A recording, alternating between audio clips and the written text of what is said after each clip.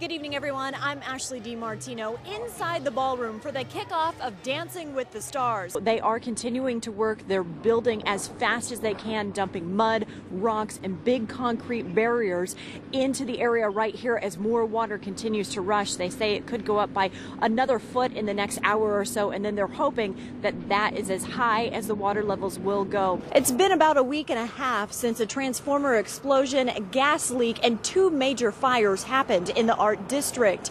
It could take weeks or months to clean up, and that is time the businesses just don't have. In a live look at Desert Doppler, we were talking about this earlier, this push of moisture that's coming up from the south. I'm freezing up here right now, and I have so many layers on. You have no idea. The snow has steadily been coming down up here at Mount Charleston. We'll have to wait and see what happens with our weather pattern over the next 7 days. But breaking records today, so even though tying the record today. Tying the record, okay. But, yeah. So even though autumn's in the forecast, summer's not done with us just yet. No, not yet. And then, you know, it happens. We don't really cool down till October, unfortunately. All right, thank you, Ashlee. Dancing with the Stars, All Stars, season 15, and it started off with quite a bang. We had sassy foxtrots and sexy cha-chas. Every business here at the promenade is a complete loss, and business owners say they're not sure how they're going to start over. No names, no recognition. For 145 children, their ashes sit here. For the community, it's a final resting place for these innocent victims. We have concern heading into tomorrow. Weather First 24-hour day planner to show you lots of sunshine, a light breeze out of the northwest, 98 by noon, but 105 the expected high for tomorrow. That's 15 degrees above the seasonal average and under the excessive heat criteria. I've got watches and warnings to tell you about and what you would expect for the rest of the week coming up in just a bit. Lake Mead was nearly full in 1999, but has sunk 40%, creating the bleach white bathtub rings around the local mountains. Just in the past 5 months, the water levels have dropped 15 feet, and 4 more feet will mean that it's been the lowest since 1937. And next Tuesday is when somebody will finally leave the ballroom. In Hollywood, Ashlee DeMartino, Channel 13 Action News. Welcome back. Weather first, heat just continuing for us here in the valley. Today makes 9 days in a row of triple digits, first day of July. And we know we started with triple digits last July. We had consecutive about 7 days in a row before things started to break. And that could be the weather pattern that we see here this year in the valley. 106 our high today, 103 is where we should be for this time of year. The winds were rocking and rolling around the valley once again this afternoon, coming out of the south, still strong out there at this hour. Our current wind gusts are between about 15 to 20 miles an hour. And our peak wind gusts this afternoon were not as strong as they were yesterday, stayed under that 30-mile-per-hour mark.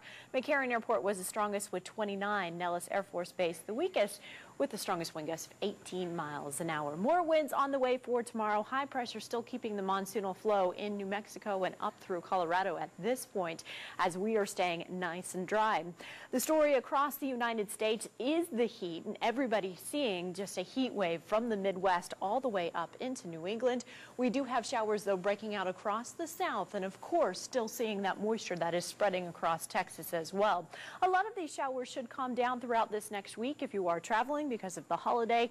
What we will be experiencing, though, is just very hot and dry conditions for the Midwest and the South. Few showers, though, could spark up for the Northeast as we head into Wednesday. For us, we're going to be nice and dry. We're starting off our week with plenty of sunshine and temperatures staying above the seasonal average. Now, the monsoonal flow will start to develop and start to push in as we head into our Wednesday afternoon. The more this expands as we head into the end of the week, brings us a better chance for some showers as we head into our Thursday and Friday afternoon.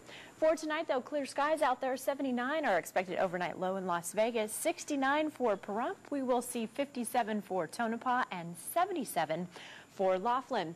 Temperatures tomorrow, 109 for Laughlin, 106 for Mesquite, 105 for us in Las Vegas, 100 for Pahrump, and 90 for Tonopah. Take a look at how everything will develop. Temperatures are going to cool, but the humidity levels will start to go up as we head into our Wednesday.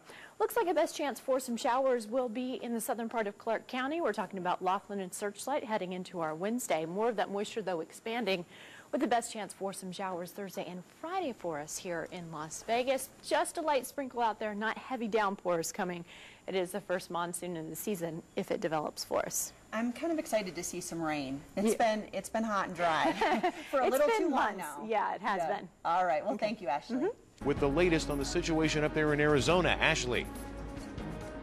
Well, Steve, we are standing right in front of where those homes were swept away, and we're going to pan off to show you that crews are working. They're continuing to work to build just a levee for right now so that the water doesn't continue to rise into this neighborhood. We are actually also standing in front of one house that is almost crumbling. It pretty much is just a garage at this point. Hopefully we show you that in a little bit, but we talked to many neighbors in this community as they were packing up and getting up to higher ground.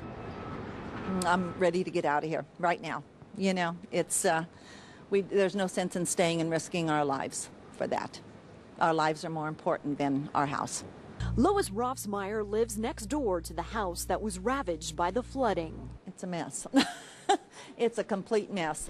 The community of Beaver Dam is stunned, saying this is worse than the flood of 2005. It's sad for this community because this community had just kind of rebuilt from the 05 flood, now get hit again 5 years later. 5 houses swept away, several crumbling into the water, while a few hang on by a thread. Is a brand new house that they showed just going into the water. We couldn't believe it where it was. We couldn't believe the water could have gotten that high. I just feel so bad for everybody. Neighbors are helping neighbors grab what they can as crews work swiftly to do what they can to save the rest of the homes. You know, it's all immaterial things. If it goes, it goes. And many of the neighbors that we spoke to said if it goes, it goes. At this point, it is just safety for their family, and they are at the Red Cross shelter or they are staying with other family friends that are in the community. This is a look at that house. Again, it's just a garage that is left, and the house next to it has lost the back porch, and everything that was behind these 2 houses.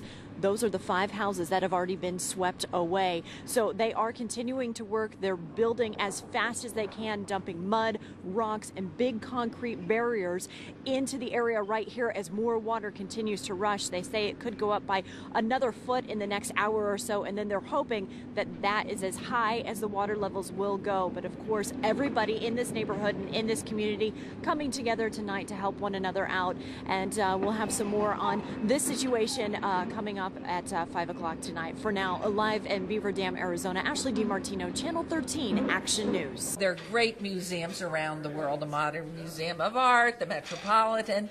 There's nothing like this one. And that's who we are. It's part of our culture. It's part of our past. With tales so intriguing, there's no need for embellishment. The Mob Museum reveals an insider's look into the events and people on both sides.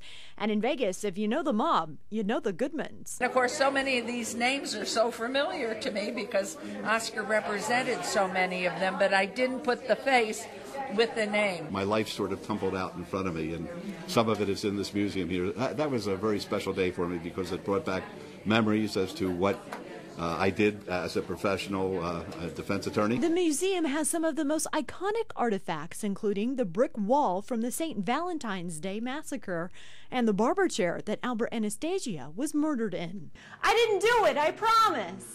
This is just one of the many exhibits here in the Mob Museum. So whether you're looking for Las Vegas history or mob history or trying to find one of your family members, this museum has a little bit of everything. There is also a variety of interactive exhibits and films. What is your favorite thing in the museum? My husband. Your husband. Visitors can shoot a simulated Tommy gun and listen to real FBI surveillance tapes. Do you think the mob's still around? The only mobster who, or alleged mobster or former mobster who's still around is an old client of mine who came in who wants to come to the opening tomorrow. Ashlee DeMartino, Channel 13 Action News.